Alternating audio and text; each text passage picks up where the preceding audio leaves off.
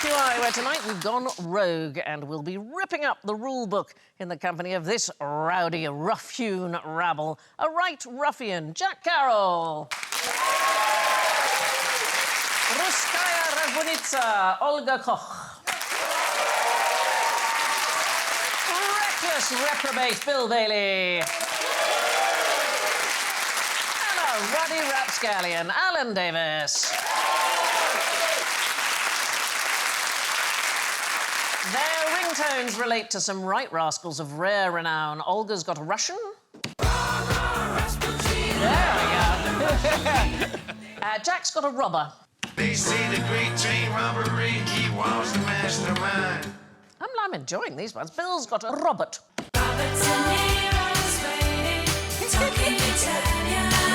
And Alan goes...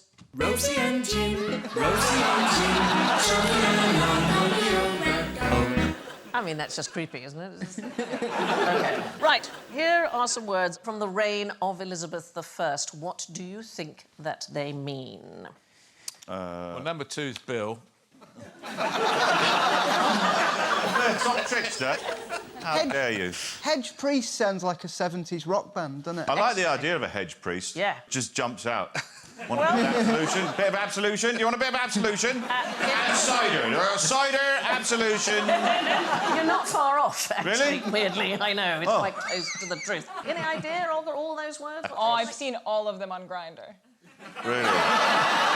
Yes. Which one is Grindr, darling? Is that... The gay one. Oh, right. I don't know. It's a dating app. Yeah. It's a... I mean, dating. Dating's a loose term. Really? Yes, I don't think dating. Oh, really? I don't think it's like, would you like to go take a turn around the park? Yes. No.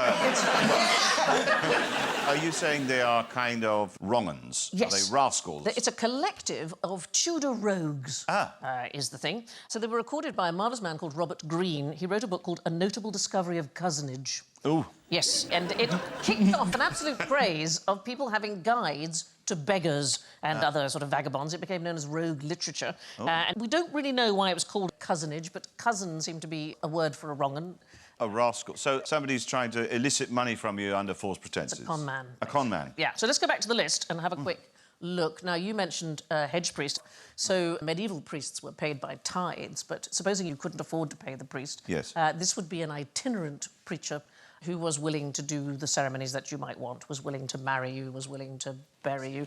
What I like is that they reinterpreted the vow till death us do part, and a couple could separate if they just stood over a dead animal in the road. Step lightly over this badger and all will be well. Yeah, exactly that. I think if I was a trickster, though, I'd pick a more subtle name than counterfeit crank. What do you think a counterfeit crank might do? Well, a crank starts the engine, doesn't it? No, Although they didn't have... Yeah, they didn't have that's engines. not- I mean, yeah, no engines, so no, not that. crank. Well, No. crank like cranky, so he's like doing crimes, but he's not happy about it.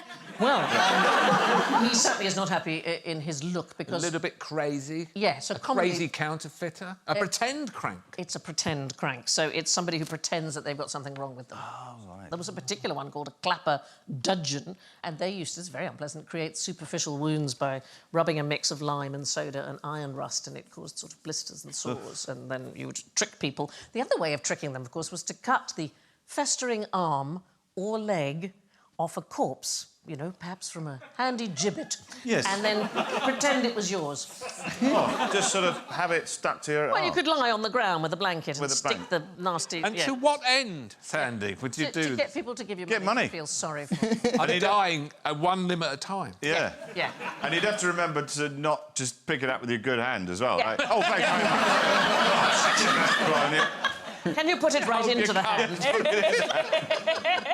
What else? Come on, Jack, you pick one. Well, nips and foists sound like something a plumber would overcharge you to fix. Yeah. Oh, that's your nips and foists, right? Yeah. Well, ooh, that's going to set you back a bit. All right, Yes. Nip. Yeah. £40 a nip, isn't it? Yeah. Really? Yeah. Nips and foists, names for pickpockets. So a nip used a knife to cut open a purse and catch the contents, and a foist dips their hand into the... Surely that's a cut purse. Is another name for it. In fact, there's a nip very is famous play called Mole Cut Purse. Olga, you pick one. What have we got left? Crossbiter. Do you want to have that one? Crossbiter. I mean, who would like eat like a vampire? It's a vampire. Somebody pretending to be a vampire. Yeah, they hate Jesus. They're like, oh, let's get rid of this. It was a common con. People who pretended to be vampires and hate Jesus. It was- Yeah. No, so it's a rogue, obviously, Yes. who poses as a prostitute's drunken husband. Oh, that'll. Yeah, that one. Burst into the room. What are you doing? Oh, no, it's the prostitute. Yeah. The sex worker's husband, Tanya. Sorry. Sex worker's husband. Yeah, we're Tudor times, darling. Prostitute's absolutely fine. And the last one is Bear-top trickster. Bear-top trickster. Someone without a hat, Someone who does sort of, yeah, again, like a nipple lap. nipple... What are you doing? I mean, somebody with their top off Yes. doing tricks. With Juggling. Juggling. Woo! Woo! Hey! No. It's like, look here, and then his partner goes and does some bad stuff. Yes, it is exactly right.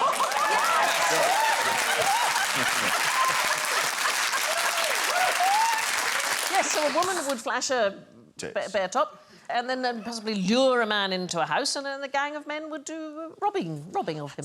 Really? Yes. But how long is that going to bamboozle a man, though? I mean, how much bamboozlement is there in? Hey, I mean, an hour, just yeah. Keep going. That's great.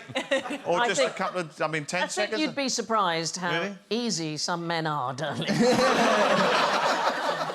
What do you mean? Moving on. A good criminal needs to work on their getaway, so I want you guys to reinvent the run. What ideas could you suggest to make life easier for runners? Well, as someone with cerebral palsy... Yes, darling. I have spent a lot of time thinking about how I'd rework my running style, and I think it goes beyond a simple matter of technique, to be honest. I Does think it? there's something deeper at work. Yes, something more philosophical. Yeah. But has anybody got any thoughts about it? We know how you run normally. Can anybody sort of mime how you run normally? You run... Wow. It's like you've turned into a cartoon. What? Do you run? Alan, Olga? you're doing it I all... mean, there is no problem a Russian athlete hasn't tried to solve with steroids. So. Yeah. That's Yeah. cool. I won the 400 metres back running. I run backwards, faster than I can run forward. This is an event he's staged entirely alone. Would you like to show us? All right, Can yes. you do it down there? Yes, Can you I do will. it in the front OK. there? Hang on. Right. So this is me running normally forwards in the traditional style. Bill, that's Right. surprisingly camp. Surprisingly...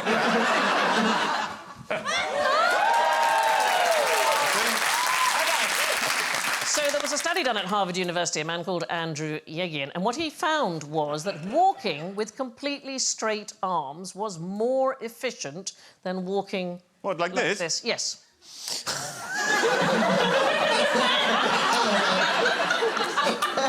It looks like I've got some live animals in my pocket.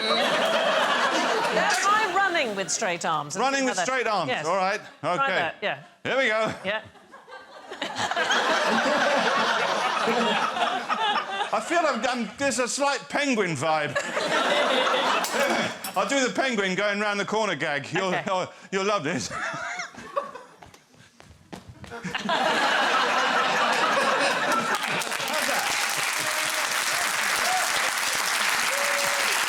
So that's marvellous.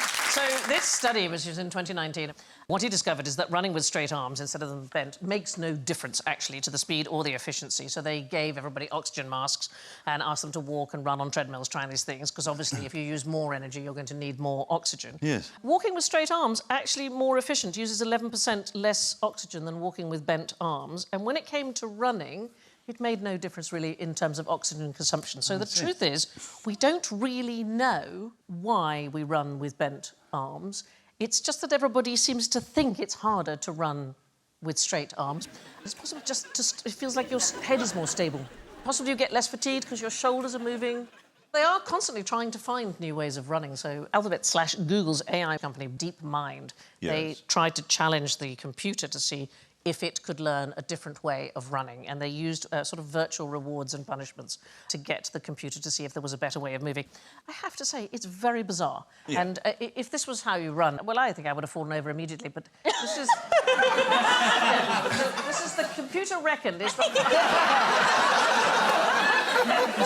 the computer reckoned. I mean, I run... He just fell over in the middle of... He's fallen over again. Well, the idea was that you're training the computer, and every time it fails, it has to start again. Anyway, the video looks very odd, but it is apparently the computer trying to find the most efficient way of moving. Right. Since we're giving everybody the runaround, here is a question for you. How did Olga use a pigeon to wreak her revenge? Do you know? Me? Yes. Is Well, this not you? you, but a namesake. Oh. I have an idea. OK. The only other Olga I'm competing with on Google search, which I check every day, is the woman who brought Christianity to Russia. OK, and what can you tell me about her? I know how her husband was killed, and that wasn't pretty. Go on, then. So they took two birch trees and they bent them, and then they tied his legs to each tree, and then they let the trees go. Yeah, that is So correct. sorry. Oh, my God. Yeah, He was attached yeah. to both... I mean, not for long. No. No. So he was rent asunder. Yes. By a neighbouring tribe, the Drevlians, and she was terribly unhappy. So she decided to get revenge. Terrible. So this is the Russian saint Olga. She came from the city... Is it Pskov? Pskov. Pskov. That's too many consonants. It is, isn't it? Yeah, yeah. Anyway, she decided to get her revenge. So what she did was she laid siege to the capital of the Drevlian people, Iskorosten. Iskorosten. Shall I just say it quickly? Oh, just go for it. Yeah, Iskorosten. Totally nailed it, which is now in the Ukraine. So what she did, she laid siege to the town, and she said she would only accept surrender in the form of a tribute of a pigeon and some sparrows from every single household. So everybody thought, that's not too bad. So the Drevlians, they all sent these birds out, and she ordered a piece of sulphur to be tied to each bird's leg and ignited, and the birds were released. They all flew home and burnt the city to the ground in moments. Good Lord. I know, you're, as a bird lover, you're horrified. I'm horrified by that. I know. And fascinated at the same Yeah. time. Yeah. They obviously were brave modern-day pigeons, otherwise they'd have gone, no, I'm not doing that, give me some chips. Yeah, yeah, that's Yeah, I've seen a few London pigeons who would have just run that off. Yeah, sulphur, I'll just run that off. Yeah, that's all right. Bit of sulphur, innit? I'll dip it in Trafalgar Square fountain, there we go. Right, OK, where's that Nando's? One group that pigeons are best to avoid are hairdressers. This is a bizarre thing. So they did another study at the University of Lyon. Pigeons who live near hairdressers have fewer toes. Huh? I know. It's probably the only thing you'll remember when you go home. Hold on. Yeah. What is that? So pigeons landing on people's heads while they're having a haircut? Something off the pigeon's hurt? Yes, please, just the toes. No, it's that apparently they get them entangled in human hair that has been incorrectly disposed of, and it causes them Good Lord. to lose toes. And where was this again that we mustn't go? Hairdressers. Oh, yes, here you go. I think you're fine. I'm fine. Yeah. Remaining in Russia, what's the most powerful drink in history? I'm going to just... Yes! Vodka.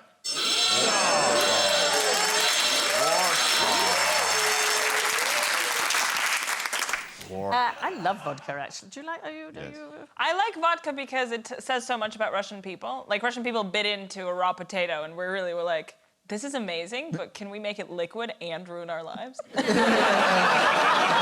So the most powerful drink in history is not vodka, Oh. it is Pepsi. So for a very brief time in 1990, the 6th largest military fleet in the world was owned and commanded by Pepsi. I know. So, 1972, Pepsi executive, there he is, Donald Kendall. He successfully negotiated an entire monopoly of cola in the Soviet Union. So, Coca-Cola were out, and it was only going to be Pepsi. Is he trying to get that can off his face? Yes. It's Yes. His eyebrows again. So the ruble wasn't worth very much money internationally at the time, and anyway, the Kremlin forbid the foreign sale of rubles. So a deal was struck initially where Pepsi Cola syrup was swapped for mountains of Soviet vodka. That deal lasted until 1990, when Pepsi decided that vodka was not enough payment.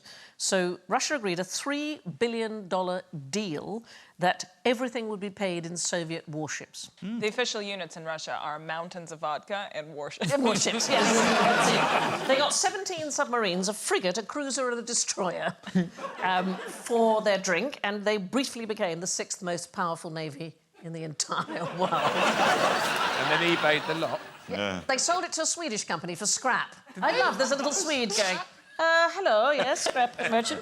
How many? 17 submarines, just a moment. We can do this. But apparently it's a thing in Russia. So they once offered New Zealand MiG fighter jets and tanks and a nuclear submarine to wipe out a $100 million debt for dairy imports. Oh, I'm not surprised at all. You're not? No. They sold me off. That's planes. You're right. I mean, also, Coca-Cola must be shitting themselves. Just going... They've got that silly truck that goes around. Yeah. Pepsi have got a nuke. Do you know what vodka means, literally? It has a literal meaning. Small water? Yes, yeah, little water. What is water? Voda. Voda, and so vodka is just like slightly harder. Am I right that the Russians sometimes will keep some in the house, like bathroom vodka, like for just kind of for cleaning and... Is that true? mean, that's what my mom used to say. It's for cleaning, Olga. Wonderful, this picture is. It's like one of my old Christmases when I was a kid. Some of my West Country relatives. This is a mildly offensive picture. This is the West's idea of Russia. I'd say it's offensive, but that's literally my dad. Okay. But I like their attitude, because it wasn't until January the 1st in 2013 that beer was classified as an alcoholic beverage. Really? No. Anything under 10% alcohol was Was baby characterised... formula? Was a foodstuff. The strongest beer ever made, according to the Guinness World Records, was a beer called The End of History. It was made by the Scottish company Brewdog. It was 55% alcohol. So if you think vodka mostly is 40%. What the hell? When you've had a pint of that, this is what you see. This is what you see. They sent 10... This is like some of my lockdown dreams. They sent 10 of their investors a bottle of this particular beer mounted inside a taxidermy roadkill squirrel. That someone got divorced over. I think, yes. It's not drunk as a beer, though, is it? It's drunk in a shot glass. It says it should be drunk in small serving. Is entirely correct. I bet this is in the inside locker of every RSPCA warden. Yeah, that's right. Yeah, you care for him on the outside, there you go. Turn him into a bottle, that's what I say. Bloody vermin! You bloody vermin, that's what you are! That's the best you can hope for, you miserable little git! Turn him into an optic, that's what I say. All the taxidermy ideas. Yeah. All the legs That's turned right. into Somebody tried to sell me a utensils. theremin made out of a badger. All right? Sorry, what made out of Badger. You know a badger? I know what a badger right? is. I didn't know what the first word was. A theremin. You know that it was invented by the Russian radio engineer, Leon Theremin, in 1918. What is it? It's a thing that goes, woo! It's like a pole, and when you go near it, it senses you and makes a noise. Yeah. OK. He was trying to invent an alarm, a motion sensor, and he inadvertently invented this instrument, which had, you know, as you go closer, it goes, woo, and then he sort of calibrated it into an instrument, Leon Theremin. And there's one shaped like a badger. Well, somebody... People give me these things. People give me all kinds of strange things. We're never going to sell this. Hang on. I've been given strange things, but it usually results in penicillin. Well... it was a... We know you love the weasel ukulele. I love the weasel ukulele. That's given me ideas. No, somebody knitted me a praying mantis once. That was the strangest thing. But no, the theremin was a stuffed badger on a pole, and you moved your hand close to it, it went, ooh, was one of the most disturbing things I've ever seen. That just reminded me of it there. I totally want a beaver that does that. Do you know? We haven't... Hey!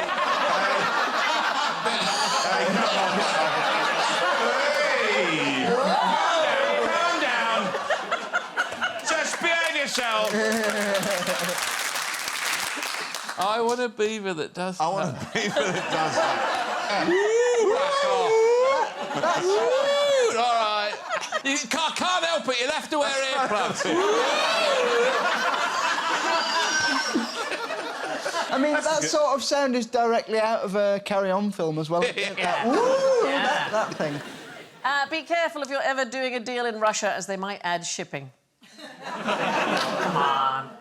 Now, what is the most extreme way anyone's ever avoided having sex? Any kind of self-mutilation involved? You're saying you take one testicle and strap it to one sapling, and then you take another testicle and you strap it to another sapling, and... Bang! We're talking about creatures, Creatures. rather than... Or animals. OK, so something that animals do to prevent having sex. Avoid, yeah. with So other animals. we are in the world of dragonflies. I don't know if any of you have noticed, there's been a huge influx of dragonflies in the UK this last year. Is that a 69? Yeah, not strictly. It's quite difficult. Quite a high number. Yeah. It's quite hard to work out who's it's a doing heart, what isn't it? to who there. It's a beautiful heart. Yeah, it's...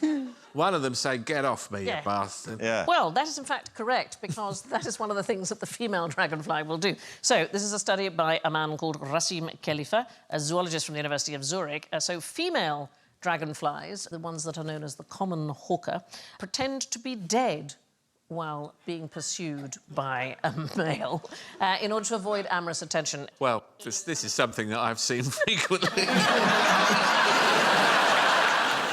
It's called thanatosis. It's Greek for putting to death, and it is a way of avoiding sex, is to pretend To be dead. that you are dead. Yeah. So, Might not You put know what the everyone word off. for it. I knew it. so what usually happens is after mating, most male dragonflies will guard their partner, but this particular species, which is known as the Ashna junkia, they just fly off and they allow the female to be harassed by other males. But if another male tries to mate with her at that point, as she's had sex already, her reproductive tract might be damaged, or she could even be drowned by an aggressive male because they spend a lot of time on the water. And so to avoid this, they go into the undergrowth and lie motionless on their backs, and the amorous male gives up and goes away. I know. That is an extraordinary picture, isn't it? It is. It's beautiful, actually. Yeah. It's stunning. It is astonishing, the whole insect world. Years ago, we talked about a male arachnid who gives a gift to a female to allow him to mate with her, but the gift is often fake, and she doesn't realise until he's had his way and scarpered. The bare-top prankster. Well, there is a spider species called the Pisora mirabilis, and these males go one even further. The male initiates sex by presenting the larger female, OK, with a tasty snack. Yes. Like, I don't know, would it be a fly? Maybe it would be a tasty snack. Of course. And while she distractedly tucks into it, he begins copulation. And then if she tries to make off with the gift, he plays dead and holds on to the present so that she has to drag him with it.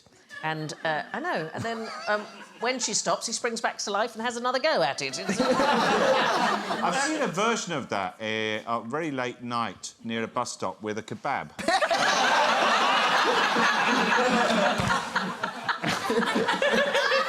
back, I'll bloody love you. Now we venture into the roguish round that's really good for nothing. General ignorance. Fingers on buzzers, please. Why is the River Thames brown? Is it because of silt? Absolutely right. Tidal currents. So it's nothing to do with pollution, which you might think. It's silt and sand. There was a time when a lot of waste flowed directly into the Thames. In fact, in 1957, the Natural History Museum declared the Thames was biologically dead. And it had become a sort of foul-smelling drain. But a new modern system of sewage was put in the 1960s, and today it's said to be one of the cleanest rivers in the world. 138 seal pups counted in 2018. You wouldn't want to drink a cup of it, though, would you? You wouldn't want to drink a cup of it. But I had to do some filming, and I was standing on the very top of the O2, which we can see there. I took a photograph. There was a seal. I mean, it's not a very good photograph because it was miles and miles away. But I could see about 6 seals from where I was at the top of the O2. There's a colony of seals living at Teddington Lock. Is there? Yes. There's porpoise, dolphin and whale I've seen in the Thames when I've been paddleboarding. I mean, that's not to say there isn't shed loads of rubbish in the Thames. Corpses. Yeah, port of... Well, they reckon about a corpse a week in the Thames. Oh, We're just trying to avoid sex. I know. The Port of London Authority removes about 200 tonnes of rubbish from the river every year. In just one day in 2019, the PLA removed 70 tangled trolleys that were spotted clumped together at low tide. I mean, look at that. I know. That's beautiful. And 60% of the rubbish is single-use plastic. So, Yes. you know, please use a reusable bottle, people. OK.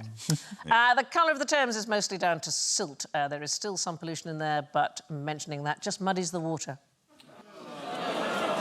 Right.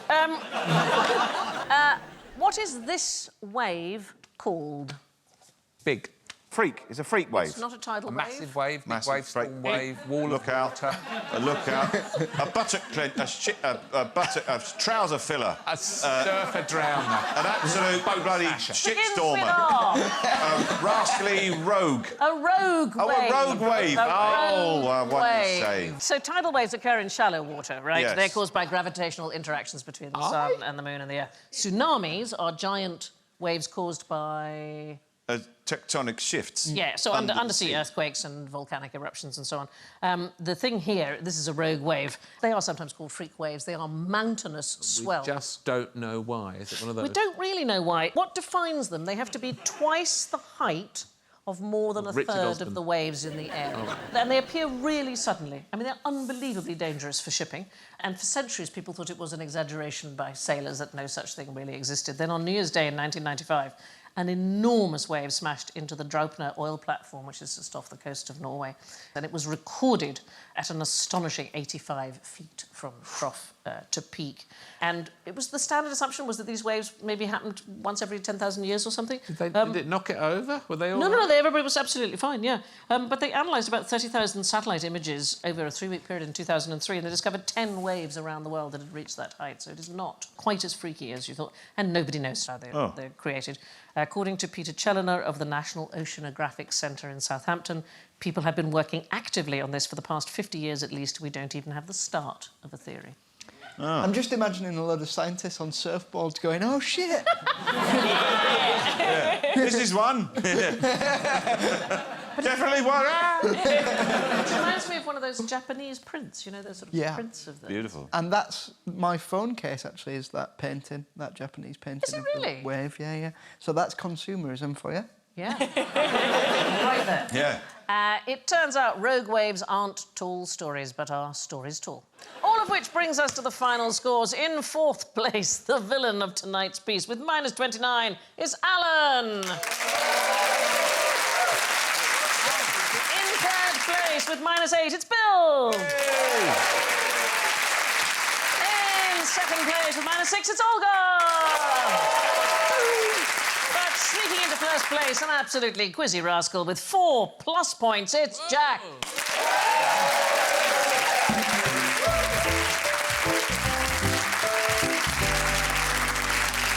It only remains for me to thank Olga and Bill and Jack and Alan, and I leave you with this impish tip from Steve Martin. For sincere advice and the correct time, call any number at random at 3 a.m. Good night.